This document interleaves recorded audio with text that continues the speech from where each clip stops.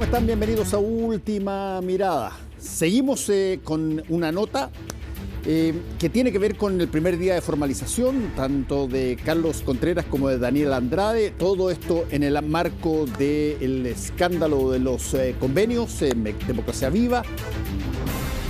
Una nota que explica lo que ha sucedido desde que ayer se arrestaran a estas dos personas. Raúl Sorre nos trae de alguna manera una discusión que se ha generado a partir de opiniones de Vladimir Putin, quien señaló una vez más que los objetivos que tiene Rusia respecto de la situación con Ucrania se van a cumplir. Así dijo Vladimir Putin. Acuérdense que los objetivos era impedir que Ucrania optara por generar una autonomía que incluso la podía llevar a la OTAN. Vladimir Putin dijo: hoy día seguimos con los mismos objetivos y los vamos a cumplir. Veremos con Raúl Sor qué significa esto en la realidad. Y vamos a conversar hoy día con alguien que viene bien regularmente y que además es un faro en materia de opinión pública, profesor de la Universidad Diego Portales, Carlos Fuentes. Claudio Fuentes, perdón, Claudito. Claudio Fuentes. A ver, Claudio, ¿es posible tener grados relativamente seguros de certeza de cuáles pueden ser las mayores probabilidades de lo que pase en este plebiscito? Yo creo que desde hace bastante tiempo, por lo menos 2017-18, las encuestas de opinión pública o los instrumentos que se están haciendo no están acercándose mucho a los resultados y por lo tanto tienen poca predictibilidad. Eso por el tipo de instrumento que se desarrolla, un instrumento que tiende a ser con metodología de encuestas telefónicas, la mayoría de las encuestas son así, y por lo tanto tienen más limitaciones respecto del tipo de muestra que se tienen, y en segundo lugar por las restricciones asociadas a que no se pueden publicitar y por lo tanto hay toda una serie de desincentivos para invertir en métodos más predictivos para los procesos electorales de parte de la industria de la encuesta, y por lo tanto yo creo que es más difícil. Si tú has visto en las últimas elecciones, los rangos de cercanía respecto de las encuestas varían 10, 12 puntos por lo menos, y eso en otros países estamos hablando de 1 punto, 2 puntos como más. O sea, ¿pero hay algo particularmente en Chile que haga que, por ejemplo, tengamos un rango mucho más amplio de margen de error? Tiene que ver en primer lugar con el tipo de instrumento que desarrolla. O sea, cuando tú haces, por ejemplo, encuestas online, tú de partida tienes un sesgo. Claro. No llegas a sectores rurales, no llegas a personas estratos socioeconómicos altos, por ejemplo, que tienden a no responder encuestas, no llega a sectores bajos, que no tienen accesibilidad a telefonía, etcétera, y por lo tanto la muestra se te complica. Y ese es un problema para el diseño de este tipo de instrumentos, y por lo tanto ese es un factor. El segundo tiene que ver con, yo creo, pero acá habría que preguntarle a gente que ha estado trabajando más desde la sociología, con la saturación que hay hoy día de la sociedad respecto del uso de instrumentos de encuesta. O sea, no es solamente encuesta política, sino que de todo tipo. A mí me llaman comerciales por 3, 4 veces a la semana para hacer este tipo de encuestas, etcétera, y por lo tanto la gente lo que se llama el rechazo a la no respuesta es muy alta, y por lo tanto eso te va segmentando hasta que tú encuestas finalmente a aquellos que están interesados o más interesados, y por lo tanto eso te genera un sesgo. Eso se podría evitar con encuestas de terreno, presenciales, pero salvo la encuesta CEP, pero que se hace en un rango de 40 días, que es un problema también para las encuestas presenciales, más cara, supongo, y mucho más lejos del momento electoral, generalmente eso es un problema también. Y además el costo son 3, 4 veces más cara. Ahora, Claudio, tomando en cuenta eso, hay ciertas cosas que quizás podemos haber aprendido de esta situación bien anómala que en por lo menos en 2 circunstancias ya anteriores, el caso de lo que ocurrió con el intento de Michelle Bachelet de sacar la Constitución, el primer plebiscito con el rechazo, la victoria del rechazo.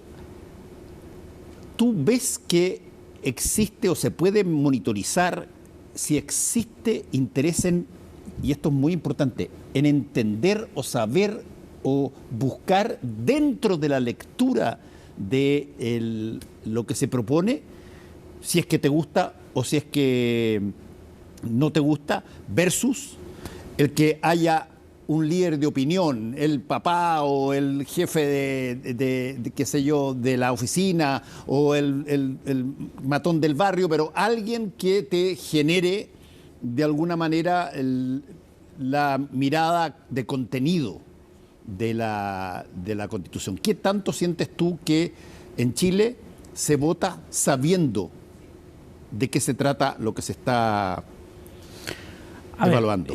Primero, hay estudios de opinión que han preguntado sobre eso y en general es un factor, o por lo menos un factor declarado, pero no es el único que es relevante. De lo que conocemos de los estudios de opinión y de estudios de focus group también, que son estudios cualitativos que se han aplicado en distintos ámbitos, ¿qué es lo que sabemos? Primero, el factor de la sociabilidad cercana, familiar y grupo de amigos es muy relevante para la decisión del voto. Es decir, tú llamas a alguien en quien confías o hablas con esa persona muy cercano a la elección y ahí se produce una definición para aquellos que están indecisos. Ese es un primer elemento, la socialización asociada a la conversa con la familia, el WhatsApp, etcétera, que te termina por decidir por cierta opción.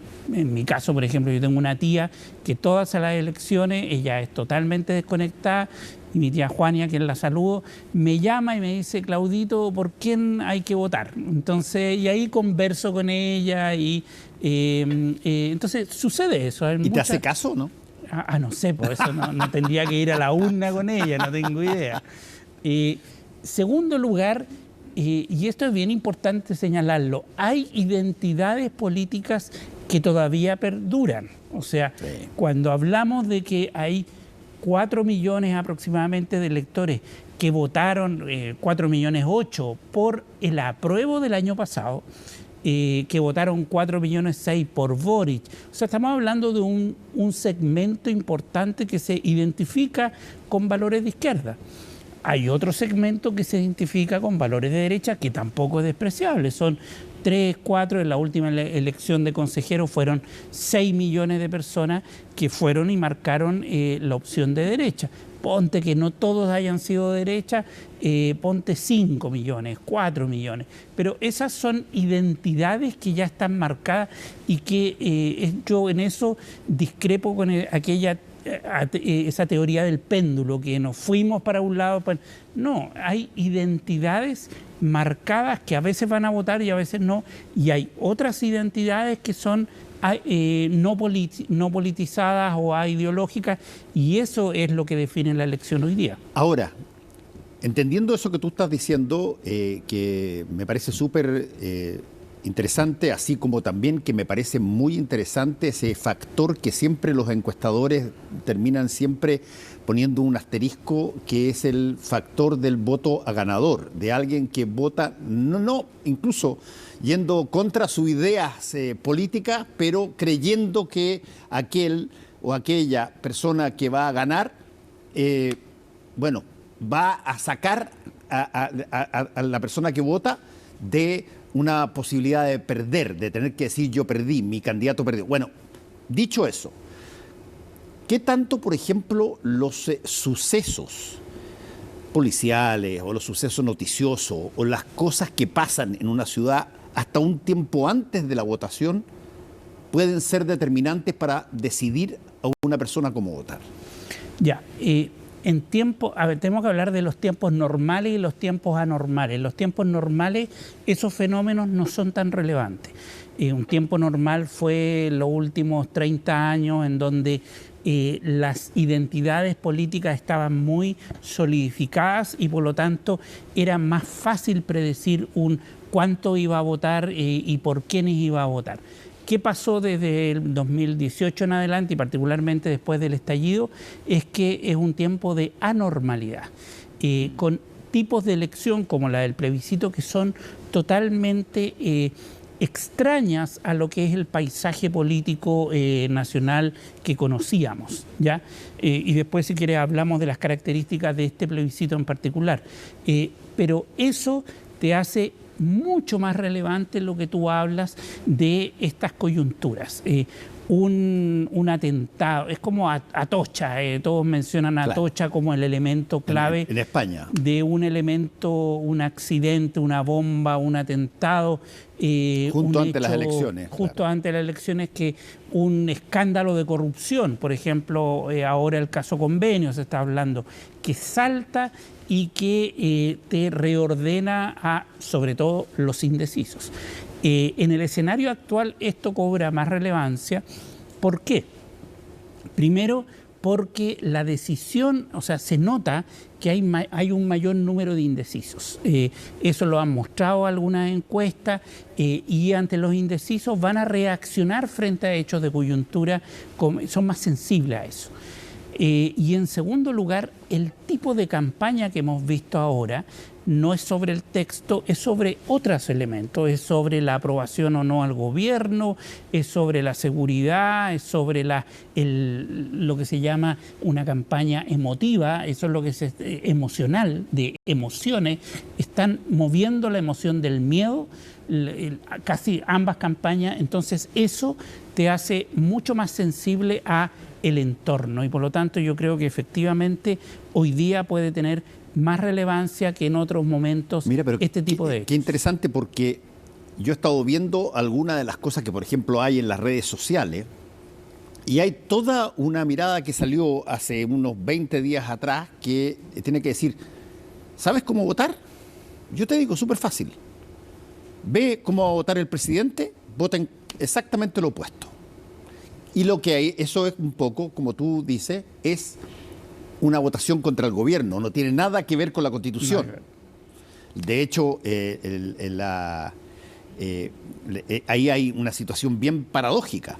Segundo, y esta pregunta, todavía yo no he logrado armar un cuadro de racionalidad política detrás de esto. Cuando tú tienes al Partido Republicano como mayoritario, canalizan toda la fuerza detrás del proyecto que se va a plebiscitar. Y una semana y media antes se rompe el partido y unos empiezan a decir de que se traicionó las ideas del Partido Republicano porque nunca fue la de sacar una nueva constitución, sino que era la de respetar la constitución que a ellos les gustaba y todo, y se rompe y piden que se vote rechazo. ¿Qué tanto eso, que ocurre lógicamente en un partido que se fragmenta, pero qué tanto eso puede generar una duda o una revisión de la votación?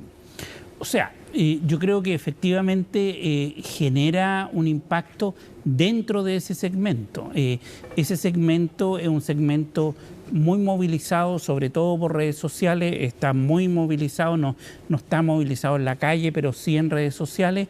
En segundo lugar, es un grupo humano, un segmento muy homogéneo que está muy interactuando entre sí, muy cerrados, son como círculos cerrados y por lo tanto un quiebre en ese círculo efectivamente tiene un impacto importante, no tanto con el grupo indeciso, pero sí adentro en el en el clima electoral que vive ese grupo, y por lo tanto efectivamente puede tener un impacto significativo, porque además fueron capaces de movilizar a muchos votantes. O sea, el Partido Republicano movilizó a 3.600.000 votos en la última elección.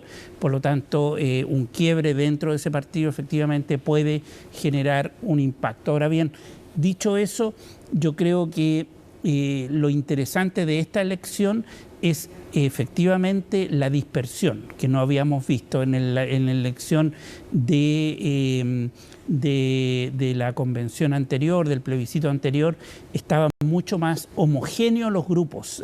La izquierda y la derecha estaban como más compactas detrás de algún proyecto con distintos tonos, etcétera. Esta una que nos una, la con amor, pero más o menos estaban con el mismo discurso. Acá lo que vemos son, y eso es lo interesante para la lectura del día siguiente de la elección, que una vez que si gana el en contra, por ejemplo, ¿quién es el dueño de eso? Y ahí vas a ver que parte de la propiedad va a ser de los republicanos, del PC, del Frente, de la sociedad que está enojada frente a todo. Entonces no va a tener dueño. Y eso es lo interesante de estas fragmentaciones. Ahora, hay otro punto que también me parece extraordinariamente interesante. Así como te planteé el caso de los republicanos, creo que es justo también plantear el caso de, por ejemplo, grupos que son de reciente formación, demócratas, por ejemplo, Amarillo, pero además figuras que tienen una presencia histórica muy potente, como es el caso del expresidente Eduardo Frei, que optan por decir que, oye, salgamos de esta trampa sobre la base de votar ok, votemos a favor, y después vamos haciendo los cambios allá.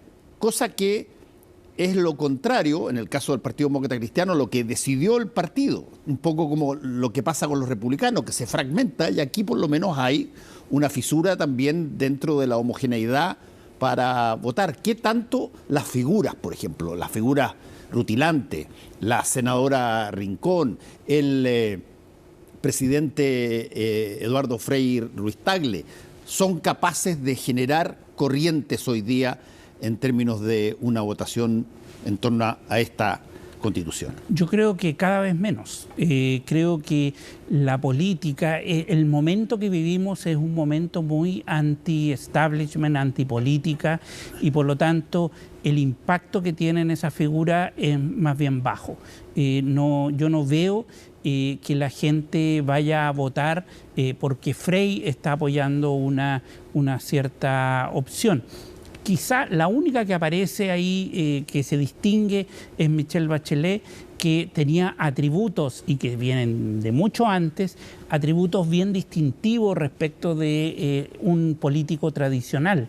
Recuerda tú que ella ya en las campañas anteriores siempre se había desmarcado de la política tradicional, el gobierno ciudadano, siempre había estado jugando un poco con ser un outsider de la política tradicional, y por lo tanto también hay un elemento bien distintivo de su liderazgo. Ahora, salvo esa excepción que podría mover un poco la aguja, en el resto de los casos yo veo muy poco apego a que el voto va a ir detrás de un liderazgo específico, porque tenemos una crisis de liderazgo muy fuerte en el sistema político chileno. Sí. ¿Hay o ves diferencias equivalentes a la normalidad de las elecciones, por ejemplo, entre dos brechas? La ciudad y las regiones, el campo. Y la segunda, que probablemente puede ser mucho más importante, la etaria. ¿Ves tú una diferencia en términos de, cómo votan las personas de mayor edad versus las personas de menor edad y que están entrando a qué sé yo, los 20 y tantos, 30, que tienen la edad de los gobernantes, digamos?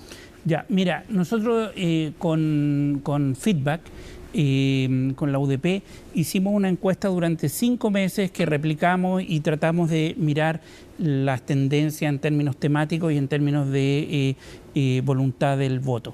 ¿Qué es lo que vimos en esos 5 meses? Primero, una diferencia territorial bien relevante. El norte y el sur están mucho más inclinados por el a favor que la zona central.